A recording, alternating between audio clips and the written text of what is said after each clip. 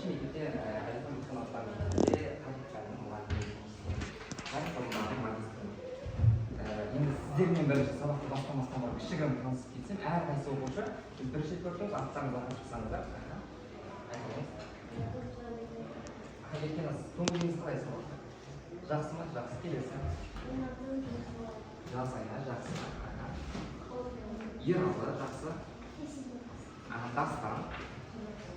Akşam, davsiz katlaşan, gözleri,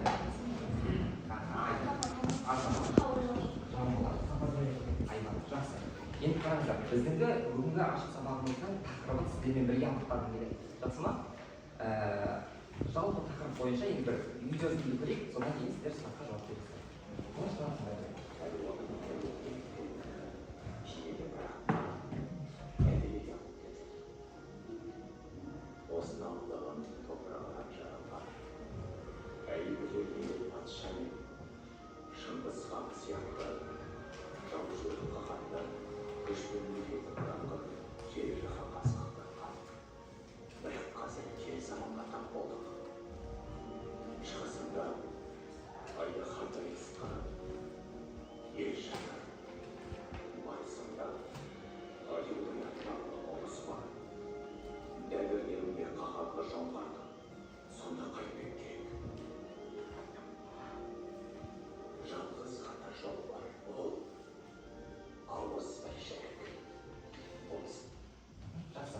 Барлығымыз видеосында тамашалап деп ойлаймын. Енді қалай ойлайсыз, бұл қай фильм? Естеріңізде көрген едіңіз бе? Абылай ханның фильмі қандай фильм? Абылай хан түсіп ол фильмде көшпенділер деген фильм, иә? Сол фильмнен үзінді. Енді бұл бейнеде кішкентай кезі Абылай ханның кішкентай кезі, жаңа айтқан Абылай ханның кішкентай кезі тамашаланады, және де жаңа айтып жатыр, иә? Қытай бар дейді бізде, иә? Қай жақта? Шығысымызда Қытай бар. Одан кейін солтүстігімізде үлкен Алпауыт Ресей мемлекеті бар. Оңтүстік шығысымызда бізде жоңғар мемлекеті бар дейді.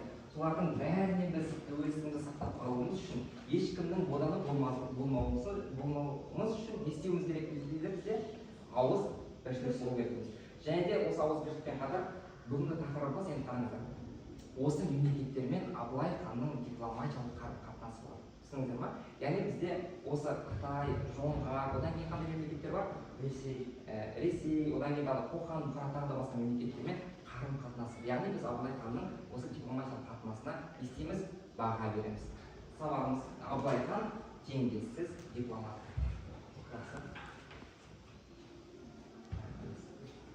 Енді мен сіздерді былай істеймін. Екі топқа бөлгім келеді. Екі топқа әділ болсын, иә? Кәнекей барлығын жолдарға шыға қояйық. Бірінші былай істеймін. Мына топты сіздер атын жазыңыздаршы. Қандай ат өздеріңіз қалайсыздар? Қазақи, әдемі. Bir atты жаза қойыңыз, өздеріңіз. Өздеріңіз қалған. Аламан деп жазыңыздар, жақсы. Аламан деп жаза қойыңыздар. Сіздер алаш өте жатсақ, иә?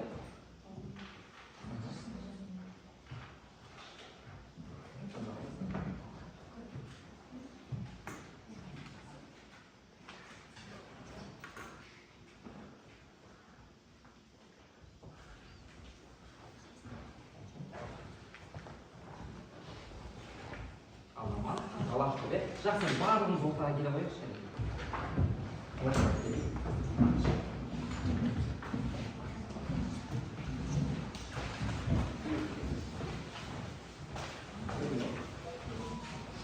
Бізде бүгін 12 бала емес, 10 бала ғана, иә? Сол үшін былай істейміз. Мына жерде бізде не бар? Дөңгелек бар, жебелер бар. Сол жебе арқылы біз жебе сияқты екі топқа бөлінеміз. Сіздер қарамай, бір-бірден ғана алыңыздар. Кез келген алыңыз. Bir-birden alalım. Herkesin bir jebeden alalım. Alabilir. Eşitliğini alabilir. Aha, kızıl top bizde Alaman topuna pişirken. Kızıl üstü bizde ne tandırgan okuşlar, kızıl üstü jeben tandırgan okuşlar Alaman topuna barabız. Kezirek barabız. Sarı üstü jeben tandırgan okuşlar ne isteyimiz? Alaş topuna pişiririz.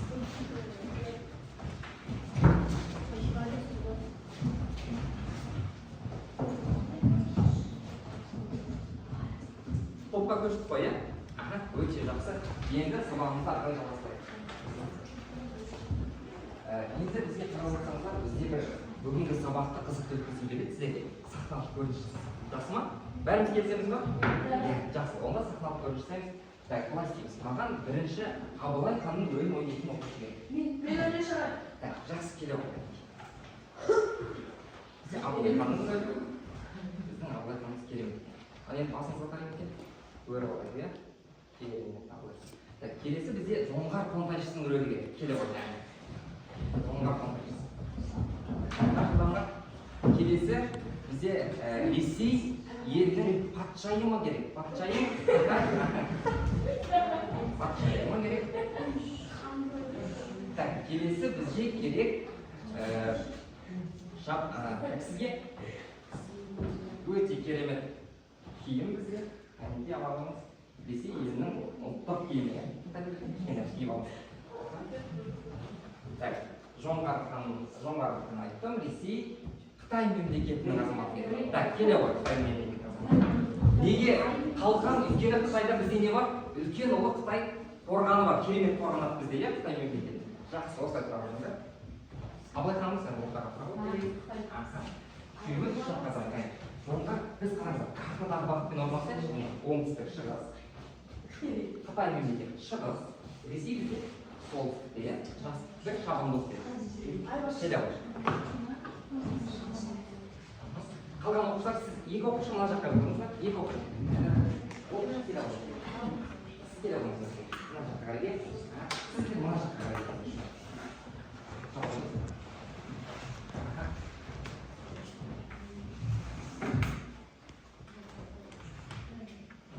Дайынбыз ғой, иә? Енді қараңыздар, мен қазір сахналық көріністі айтатын боламын, сіздер соны тыңдаңыздар, жақсы ма? Бұл бізде екі топ бар, уәзірлер тобы. Сіздер уәзірсіздер. Қазір көмектесесіз оқушыларға, бос отырмаймыз. Керемет уәзір боламыз, жақсы ма? Енді мен оқып берейін. Абылай хан өз мемлекетінің тәуелсіздігін сақтап қалу үшін көптеген маңызды істер атқарды. Оның ішінде ең маңыздыларының бірі көрші мемлекеттермен дипломатиялық байланыс жасау еді. Сол себепті ордаға шабандозды шақыра қояды Абылай. Шабандоз. Келе ғой, шабандоз келді. Енді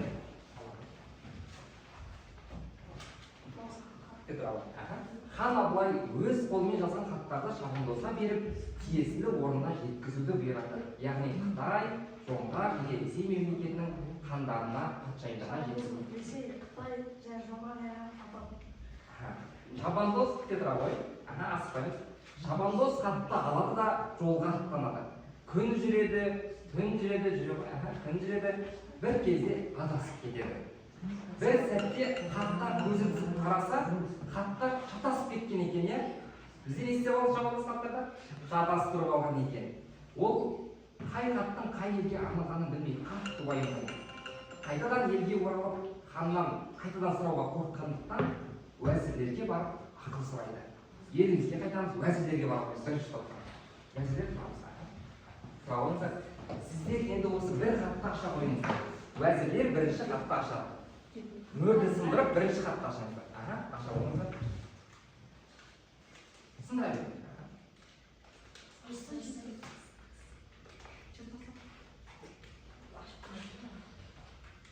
Расында Қытай хан қабылдамай қоямын екен, де? Ала қойыңыз. Хатты алып, оқи қойыңыз.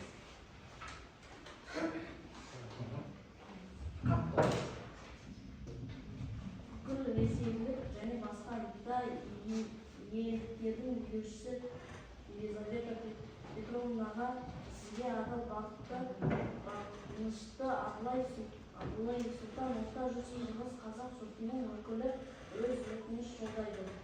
Біздің үлкен ағамыз Әбілқайыр хан өз еркімен сізге бағынған еді. Біз де сіздің рақымыңыздан қасында аман-есен өмір сүрудеміз. Көп жылдар бойы сізге біздің елден елші бармаған өтініштеріміз де жетпеген еді. Жақсы. Енді уәзірлер бұл қай елдің патшасына барған деген анықтап бере қойыңыздаршы өздеріңіз. Қай елге деп ойлайсыздар? Қырғыз. Тағы да ойлаңыздар. Үстінде не деп ең басын оқып көріңіздер, не деп тұрды? Бүкіл Ресей. Бүкіл ресейлік кімге? Патшайымға екен, иә? Сыртына жазып бере қойыңыздар енді, қаттың ішіне салып. осы хаттың сыртына жазып берсеңіздер болады. Мінекей болмайсыздар. Ресейге деп жазып беріңіздер. Әйтпесе шабандоз Ресей бар да. Атасын жай жаза қой Ресейге деп. Ресей. Бері қой. Келесі хатты оқи қойыңыздар.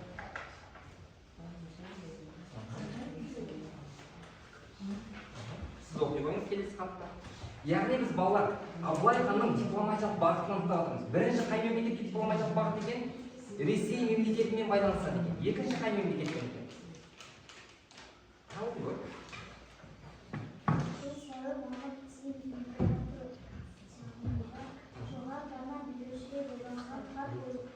Олар мен сіздер өзінің империалистік қазақтар өз сөздерімен әрекеттерінде еркін олар басқа адамдарға ұқсас болғанмен мінездерімен елге жабайы құландардай билеушінің атының арқасында менің ерліктерім кеңейді, халық пен мал көбейді. Менің үлкен қамқорлығым тек қазірге ғана қатысты емес, болашақта да ойлаймын. Мен ұрпағымның қара кеткенін қалаймын. Сондықтан балаларымның мұрагерлерін де қоса алғанда менің ұрпағым арналған Қытай елінің пролетарлығын алуға императордың ісімді басынан қорғанын алғым келеді. Жақсы, қызыл мөрін алғысы келді. Қай император бұл? Қай мемлекеттің екен? Басын оқимыз. Қытай мемлекеті демек Цин империясы сол кездегі. Жақсы, жасысына жазып бере қойыңыз. Екінші бағытын анықтадық па балалар? Қай мемлекет екен? Қытай мемлекеті екен, иә? Өте жақсы. Үшінші хатты келесі уәзірлерге барайық. Үшінші хатты алып, енді келесі уәзірлерге барып алады. Шабандоз барып, екінші уәзірлерге барады. Сіздер ашып оқи қойыңыздар. Ашамын, ондан сұрақ қойыңыздар. Аша қойыңыздар.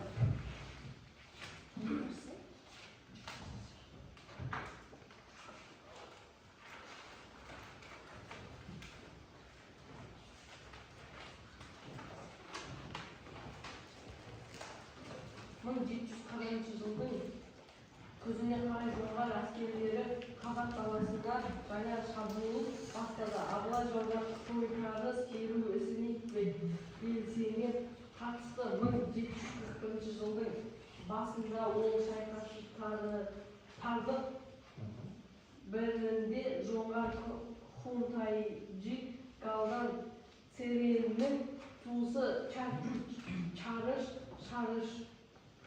Нойонды өлтірді. Алайда сол жылдың ақпан наурыз айларында ойраттар тарапынан тұтқынға алынып қазақ қоныстарының солтүстік шығысында шиеленген шідерді өзендері маңында қолға түсті. Жақсы. Қай елге қатысты екеулерін бір ақылдаса қойыңыздар. Қай елге? Жоңғар мемлекетіне қатысты. Соңғы сұраққа жауап береміз. Қандай бізде хаттың мазмұнында не туралы екен? Ең асты сұрақ біз. Соны оқи қойыңызшы. Дипломатиялық келісім. Бұл құжаттың негізгі мазмұны анықтаймыз. Қайсысын таңдайсыз? Ішіндегі варианттарын екен? Кімге соны жүрсеңіз? Қалай екен? Айтамыз. Өтініш хаты өйткені не? Ол Жоңғар мемлекетіне өтініш жазып жатыр. Жақсы. Үшінші бағытты анықтадық па балалар? Жоңғар мемлекетіне дипломатия. Енді хаттарды жазып бере қойсақ мына Жоңғар деп. Еліне апарып Жоңғар деп жазып бере қойып. Шатастырмай алып берсін, иә? Бере қой, құламасын. Жоңғар деп жаза қой. Сыртына жаза бере. Өте жақсы.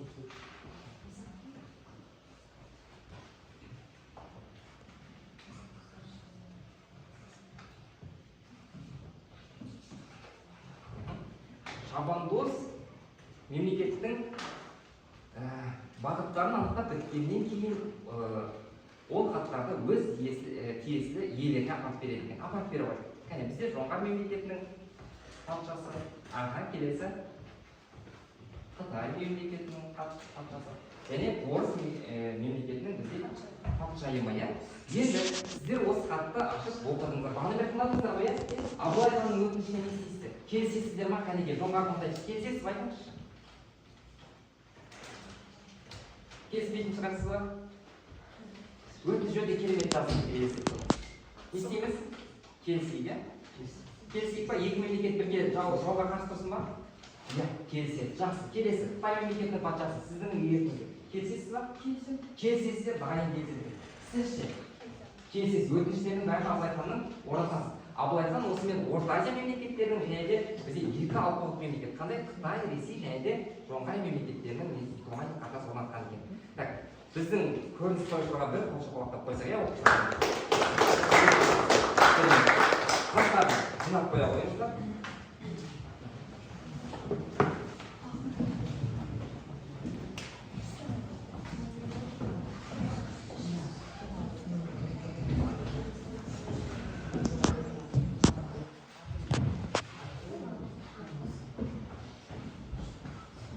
так оқушылар енді біз екі топқа бекерден бекер бөлінген жоқпыз біз өйткені бүгін не істейміз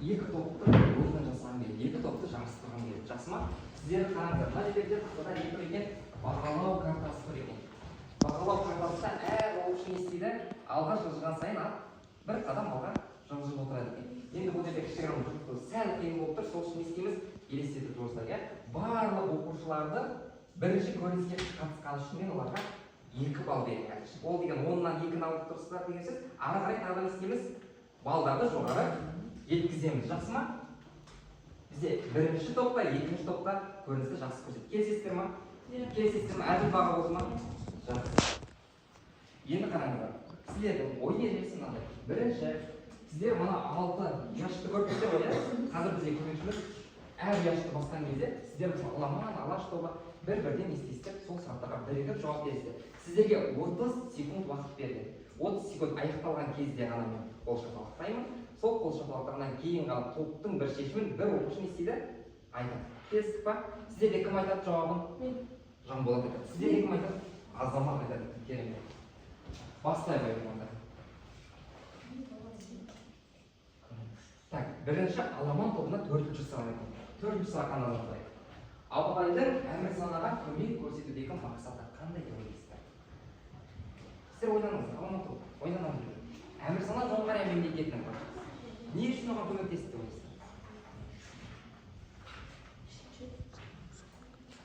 ойланыңыз бірге жиналып білмесеңдер ештеңе көмектесіңдер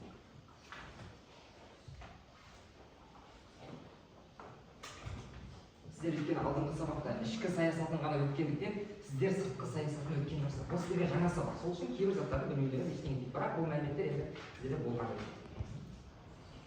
әмірсанаға не үшін көмектесті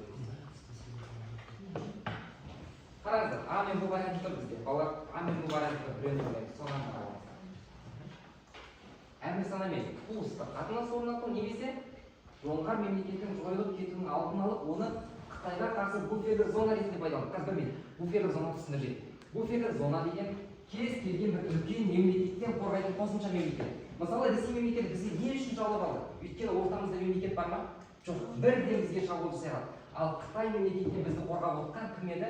Жоңғар мемлекеті. Жоңғар мемлекеті сол үшін не істеді? Құрып кеткен еді, иә? Білесіздер, қазір жоңғар мемлекет бар ма бізде? Жоқ, қазақ мемлекеті қалды ма? Қалды. Демек, енді сіздерге қалыптасты. Қалай ойлайсыздар?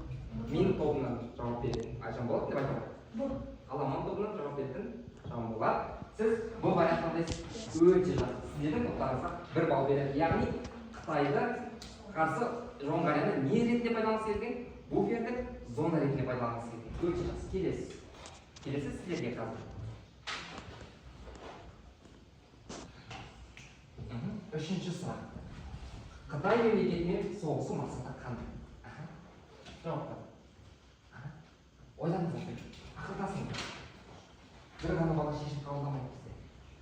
Қытайға күшімізді дәлелдеуден кейін жүргізілетін келіссөздер талап қоюға қабілеттілікті жоғалтпау Қытайдың санасы. Сіздер айтқандарсыздар, өкінішке орай. Біреуі логикаға келмейтін сұрақ, ойланыңдар балалар. Қытайдың санын білеміз, иә? Қытайға күшімізді дәлелдеуден айталық. А варианты өте жақсы. Өйткені Қытаймен саналы айта аламыз ба? Айта алмайды екенбіз, иә. Қытайға күшімізді дәлелдеу, кейін бірінші өйткені Қытайға не істейді бала? Соғысады. Соғысқаннан кейін барып одан не істейді? Дипломатиялық қатынас орнатады. Өйткені біз өз күшімізді не істеп алдық оларға? Көрсетіп алдық. Содан кейін барып уже екі жақты тең не істейміз, біз олармен келісімшартқа отырамыз. Біз қорқытып аламыз одан кейін. Қорқытып аламыз да? Жақсы, өте жақсы, қорқытып алар емес. Келесі.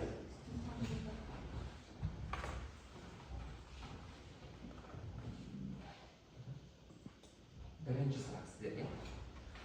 Абылай ханның Ресей мемлекетімен арадағы келісімді қалыптастыру жолы қандай? Ресей мемлекетінің протекторатын қабылдау немесе соғыс? Ойланыңыздар. Сіз ғана шешпейсіз ғой. Дұрыс болуы мүмкін, иә, дұрыс болуы мүмкін. Просто ойланыңыз. Қазір сіздер уақыт береді, уақыт бар, 30 секундтан жауап бермеңіздер. Бірден жауап беріңіз, уақыт бар. Ойланыңыздар. Әртүрлі. Так, давайте говорим. Қолын шапалақ та, сол кезде сіз бір екі бәрін шапалақ. Бір, екі, үш, аламан жақсы. Жамбыл айтады. Неге олай демейсіз?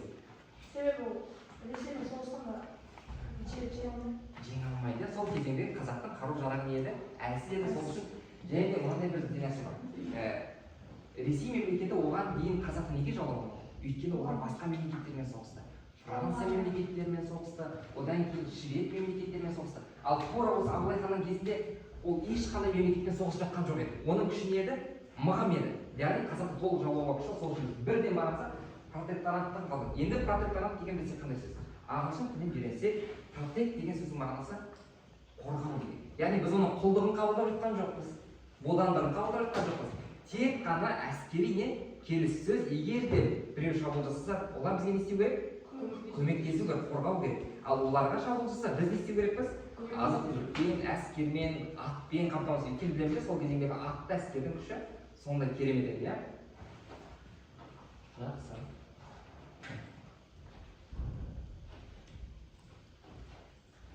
Келесі сіздерге Қытай мемлекеті арадағы қатынасты қалыптастыру жолы қандай екен? Асықпаймыз, мен өзім айтқан жауап береміз, сол кезде жоқ шама. Ойланып отырмыз, айтамын. Қалай деп ойлайсыз?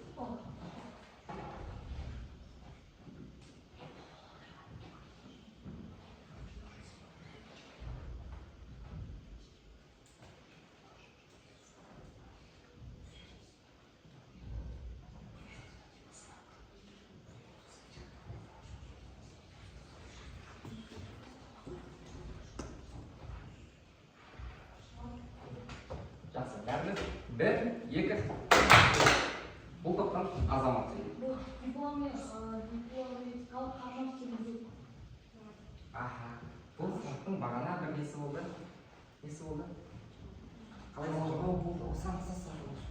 Қалай ойлайсыздар? Тағы да ойланып көріңіз. Сіздерге мүмкіндік беріп көрейін ба? Сіздерге мүмкіндік беріңіз. Екі жауаптар. Дұрыс, неге? Өйткені Қытай министрлігі біз бірінші соғыс барып дипломатиялық қатынас жүргізеді. Жақсы.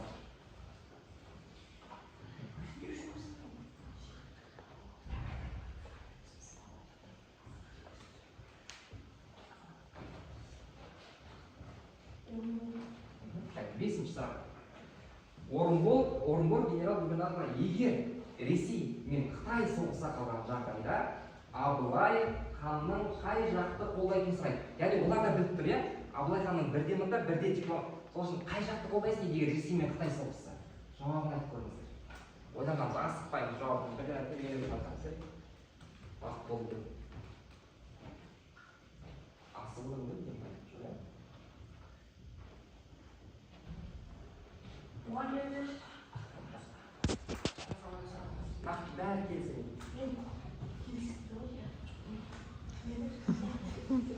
Жақсы. Бір, екі, айтамын. Бұл вариант.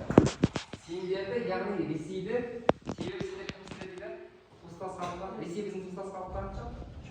Жоқ. Онда неге онда? Екі болды, сіз қайсыз болды? Кешірім сұрайық. Астындағы кешірім сұрайық. Сәл қателік тапты. Не дейді? Сосын қадырыңызға келсек, екі жақты да жақтаспаймыз, қазақ елінің амандығын қамтамасыз етіп тұрсын. иә түсініңіздер осы жауап өте дұрыс өйткені қытайдың андай болады олай емесе көп ол бір жақты таңдауға болмайды ресейді туыстас халықтар деп айта алмаймыз олар түрік тілдес халық емес па иә басқа халықтар келесі екі жақта жақтаспаймыз өз амалымыз деп қысқаша ғана абылайхан немен құтылып тұр керемет бір жауаппен құтылып тұр иә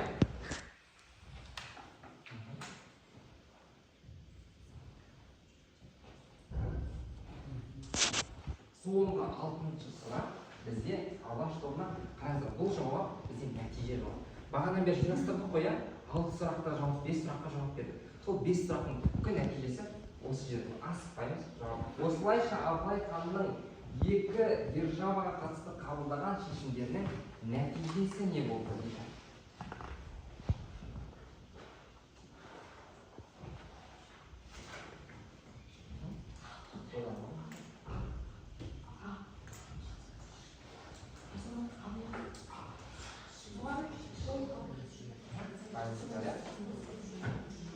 жақсы бәріміз 1 2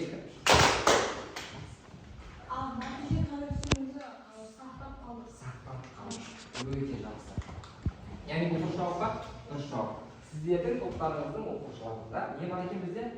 Әрқайсыларыңыз сіздер бір қате жібердіңіздер, 2 балл, сіздерде үшеудің, үш сұрақтың үшеуіне дұрыс жауап бердік па? Үшеудің үшеуіне жақсы. Осылай ғана кішігірім ескеретін. Так, бізде мына топтың кейін ажырасып аламан топтың капитаны бізде Жамболат, иә? Жамболат.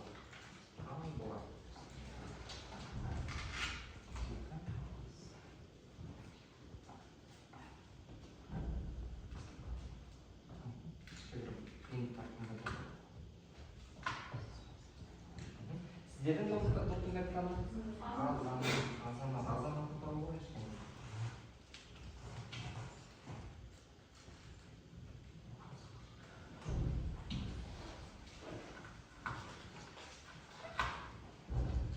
Сіздер өздеріңіздің қай жерде келе жатқандарын көріп отырғандар жасыма бала. Өйткені сәл қалып келе жатсақ не істеу керек? Қамшыны басу керек, иә? Енді қараңдар, бұл екінші тапсырманың негізгі мәні қараңдар. Бізде Кант деген ғалымның былай айтқандары бар. Ол қалыптасқан нақты жағдайларға қарай бірде Ресейге дейді, бірде Қытайға, енді бірде Болгарияға шын берілген болып көрінеді, ал шын мәнінде ешкімге де бас иген жоқ деді. Бұл ғалым тура айтып тұр ма? Бағанадан бері келгенімізге нақты жетіп па көзіміз? Жетті, иә? Енді қазір Абылай ханның жалпы тұлғасына кішігірім оралайыншы. Абылай ханға қандай баға бересіздер? Оның балмен немесе сөзбен бір мейірімді жетіп барасындай ақыл болады ма? Ол жас кезде жетім өскендіктен соғысып, дағдыларын үйренгеннен кейін өте жақсы білімді азамат, иә? Білімді азамат. Ол туралы мәліметтер емес, жай ғана баға беріңізші, мықты оқыпты деген. Себебі ол әлемдегі осы қазақ жерін көбейтіп кеңейтті және де Шоқан Уәлиханның басқа хандар сондай Абылай хан сияқты шексіз билік алмақ, шексіз билік алып және халыққа да әділ болып. Дұрыс айтасыз. Ешқай ханның Абылайдай шексіз билігі болған жоқ. Өйткені бұл Тәуке ханнан кейінгі 300-дің басын қосқан ең соңғы хан еді. Біздің одан кейін хандар 300-ді ғана басқарған екен. Енді Абылай ханның бойындағы мен сіздермен мынандай бүгінгі күннің екі сөзімен кішігірім байланыстырғым келіп тұр. Абылай ханның бойынан адалдық бар ма? бар. Кімге деген адалдық? Қазақ халқы ұлтына деген адалдық бар көреміз, иә? Өйткені ешкімге қазақ елінің басын иіп беріп тұрған жоқ. Егер ол өзінің хандығын ғана сақтағысы келсе, онда бір мемлекеттің патшасымен байланыстап, сол мемлекеттің патша несін ғана қабылдап тұрар еді ғой. Ол еткен жоқ. Қазақ елін ешкімге не істеген жоқ, жығып берген жоқ. Соның арқасында біз өзіміздің тәуелсіздік. Жақында бізде қандай күн келе жатыр? Тәуелсіздік. Сол тәуелсіздігіміз осындай ұлттық тұлғалардың істеген іс-әрекеттерінің нәтижелерінің арқасында екен, иә? Сіздерге бұл екінші тапсырмада көрдіңіздер ғой, сіздер Абылай ханның рөліне кірдіңіздер. Оның қабылдаған шешімдерін сезіндіңіздер, иә? Қандай жауапты шешімдер ма? Өте бір жауапты шешімдер, иә? Соны қабылдап біз қазіргі тәуелсіздігімізге жеткен екенбіз. Жақсы. Енді қараңыздар, бәріміз тұрайық. Былай істесек, осылай істеуге, осылай жақсы көрінеді екен. Қазір сервис сәті шығады, барлығын істейміз. Қайталаймыз, жақсы ма? Көңіл күймен әдемілеп қайталамыз. мен деп атайды. Иә. Тамаға.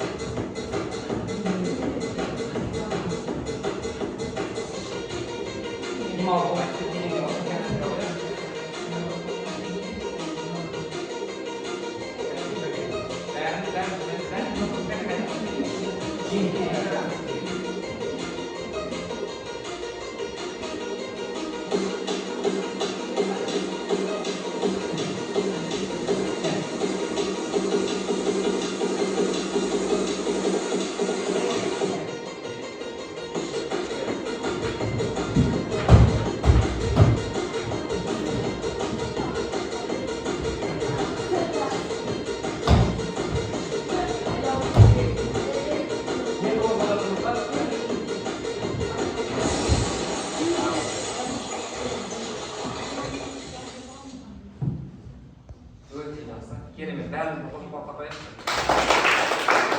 Есікті ашайын, иә? Сәл есікті ашайын. Отыра қойыңыз. Бірден екі тапсырма орындадық. Біріншісі көріністі орындадық, екіншісін орындадық, сұрақтарға жауап бердік. Шаршадық, иә? Ұнады ма сіздерге серпіліп сәті? Демалып қалдық па кішкене? Ойымызды сәл болсын бір жаңағы үлкен, қиын, ауыр тақырыптардан сәл ауытқып, ойымызды жинап алған. Ары қарай сабаққа дайынбыз ба? Жалғастырғымыз келе ма? Жалғастырамыз ойлаймыз ба? Жалғастырамыз, иә? Жақсы жалғастырайық. Енді мына жерде бір сиқырлы ұяшықтар. Бұл әрбір сиқырлы ұяшықтар жаңа сұрақтарға жауап береміз балдар. Мына қараңыздар, қандай бізде сұрақтар? 10 балдық, сосын 20 балдық, 30 балдық. Әркім айтады, мысалы, бірінші ұяшықты, екінші, үшінші деп. 9 ұяшықты бар. Ішінде бір сәтті ұяшық бар. Сәтті ұяшықты таңдаған оқушы не істейді? 3 балды бірден алады, немесе 2 балды бірден, немесе 1 балды бірден алады, бірақ содан кейін және нені алады? Сыйлықты алады екен. Толған. Түсініңіздер ма? Өздеріңіз қайсысын деген білмейміз. Жақсы ма? Так. Ең бірінші бізде жаңа аламан тобы бастаған, енді алаш тобы бастасын ба? Ең бірінші сіздер таңдаңыздар. Ортасын қиын сұрақ. Байқаңдар, қиын сұрақ болады бұл жерде. Жауап бере аласыңдар? Жақсы. Таңдасын, кет. Мені хан етіп сайлаған халқым. Олай болса орыс патшасының тағылымына тағзым етіп ант беруге міндетті емес күш. Бұл қайдан айтпаймын жауап, мен өзім сіздерге болып деп айтқан кезде ғана жақсы ма? Ойланып алыңыз. Сіздер айтыңыздар. 30 секунд уақыт береміз.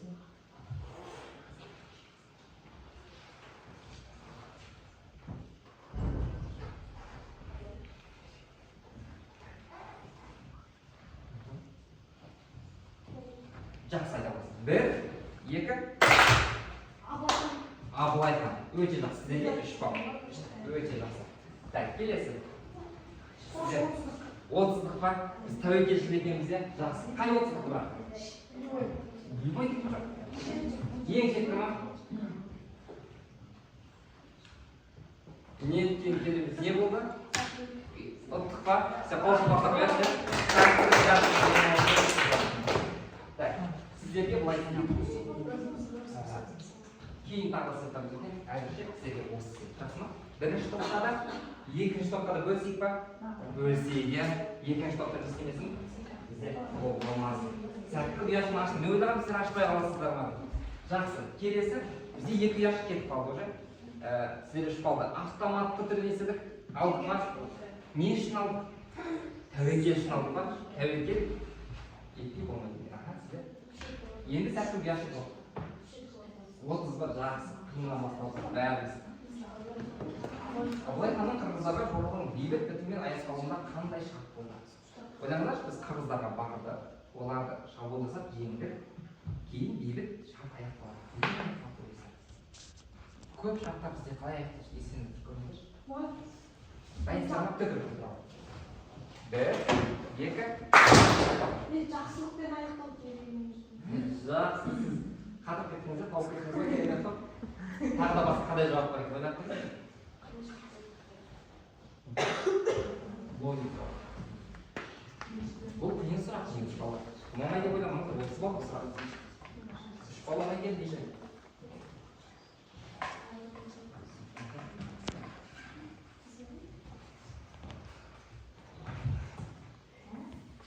Едіңіздер ме? Жоқ.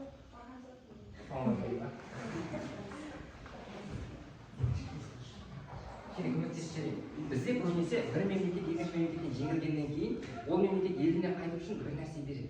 Бір нәрсе, мүмкін адам, Солай бердіш. Ақпарат жоқ.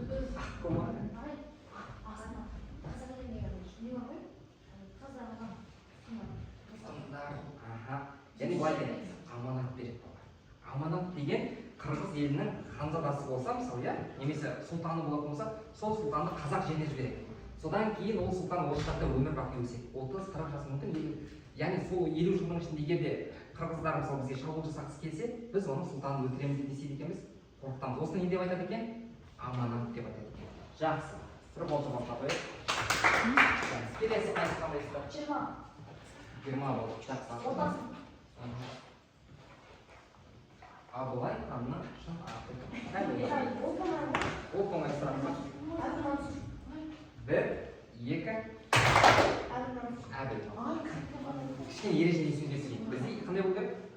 Шапақтаннан кейін сосын орнымыздан қана жауап береді. Әбіл Мансұр. Сіздерде бұл неше болды?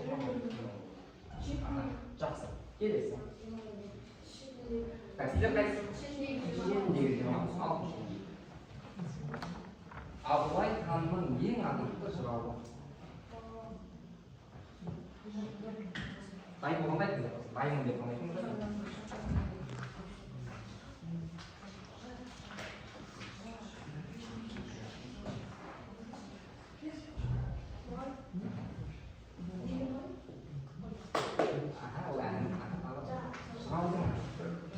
Жырауға аттардың есіне. Олындай бір менің де қаламым қатты болған. Жанында жүрген қандай шығасы?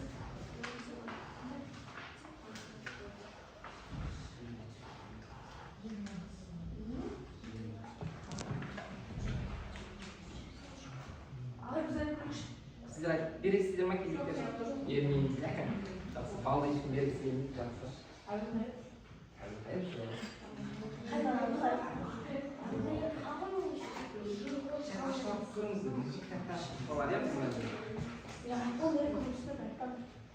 Жырау деген заңды сөз болды. Жауабы дайын. Бұқар жырау өте жақсы. Яғни оның жанында жүрген бізде бұқар жыраудың ақыл айтқан кеңесі, иә? Жақсы. Келесі. Сіздер қайсысын таңдайсыздар? 20 балға жетсін. Жақсы, басқа. 1756 жылы Абылай хан шығыстағы қай елмен дипломатиялық қарым-қатынас орнатты? Сәл ойланыңыздар. Сіздер таңдадыңыздар ғой?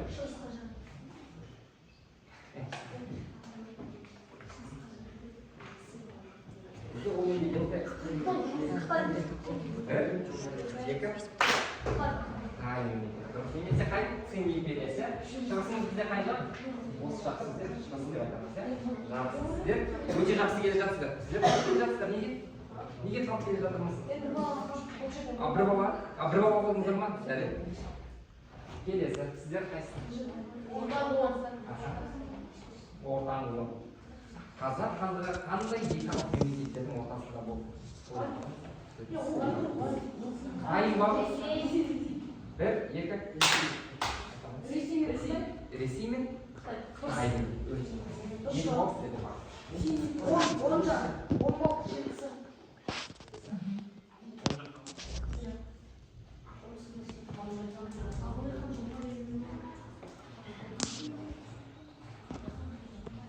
Аға сұрақ, Абылай хан жоңғар елінің тақ мұрагері кімге қолдау көрсетті? Бізде кім танымайды?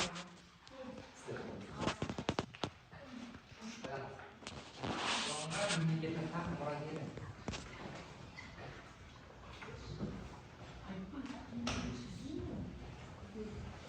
Бағана хат толтырдың ойласыздар. Ішінде хаты болды. Хат қайда екен бізде? Хат жауап кетті ма? Жабағы жауап болды ма?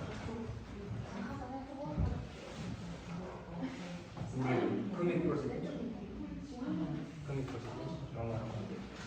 Ескертейін.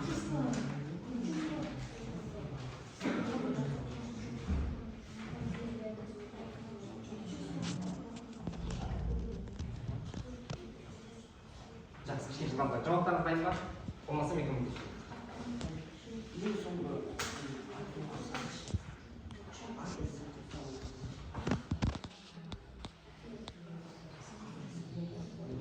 Жақсы, айта қойыңыз. Қайсысы екен? Әмірсана, көмектесіп жүріп әйтеуір қағылыға осы. Так. Бізде соғыс жатқан. Қазақ хандығы солтүстік шекарасының мемлекет жылдан 1-2. Қай мемлекет солтүстік? Ойламай бауыр. Ресей империясы. Жақсы, сізде де бауырыңыз бар.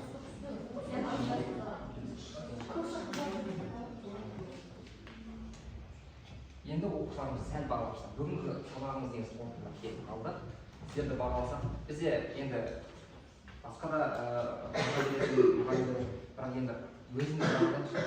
Осы алға жылжытып біраз балалар келіп жатыр. Сіздердің қай топ ең жақсы деп ойлайсыз? Сіздер де мойындап тұрсыздар ғаламанның тобын. Жақсы, сіздер 5-ке лайықтысыздар ма? 5-тің ең жоғарғысына лайықтысыз ба? Ешқандай есепсіз ақ есептеуге бола ма? Өйткені көп сіздер 10-нан асырып жібердіңіздер. Мен санап отырмын бағана 10-дан асырып жібердіңіздер. Өте жақсы. Ең жақсы көрсеңіз аламан келесі. Енді сіздерге де нашар емессіздер, қалысы көп келе жатырмыз, сіздер бағана бері қарап отырсақ, шамамен 9 балл жинаған екенсіздер. Бұлар неше алды демек? 5 балл. 5 балл бұл 9 дегеніміз жақсы. Қошемет тұрайық. Өте жақсы. Енді біз сіздермен тыныш қана бір видеоны тыңдайық. Бұл біздің қорытынды видео. Жақсы ма бала? Қорытынды видеоға қарайық. Бұлардың байырақта ертіс пен еділдің, арқан мен алатаудың манасы, қазақтың алтын бесі ата жұрты. Әгәрәки, кімдерің осынау қасиетті жерімізге көз аларды, шырқымызды бұзар болса, өз қанының өзін тұншықтырарымызда біліп қойған алжан. Төсекте басымыз қосылмаса да, төскейде малымыз қосылған, қай көршімізге де айтарымыз осы. Дос болғанға құшақ ашып туыспыз, қас қылғанды қиып түсер қылышымыз. Қазақтың ханы Абылай. Жақсы. Ұнады ма сіздерге видео? Одан қандай қорытынды шығарамыз? Абылай айтады. Абылай ханы бас июге болады, қазақтың ең мықты хан деп айтуға бола ма? Жақсы, келісеміз ба? Бәріміз бір сол болса. Сіздерден мен мынандай ойым. Біздің қазақи құндылықты қалыптастырайықшы балалар. Мынау бізде репетиция сабақ ұнады ма, және өздеріңізге ең ұнаған тапсырманы айтыңыздар.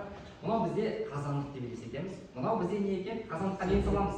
Серкені саламыз. Тез осында жаза қояйық. Өзімізге ұнаған тапсырмамен. Сіздер де хатты ашып, ішіне сабақ ұнаса, сабақ ұнады деп жазсаңыздар болады. Сіздерге де хат дайындап қойғанбыз.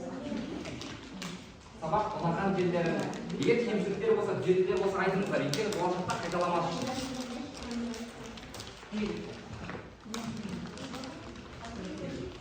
Сіздер азамат қайта қойшы, өзің бір жауап берсек, сабақ ұнады ма саған? Сабақ қызықты түсіндік па бірге? Жақсы. Сонымен репетицияны енді қазан қайталайық әйме бол. Кейсе салып берсек, асылап. Сауат. 딱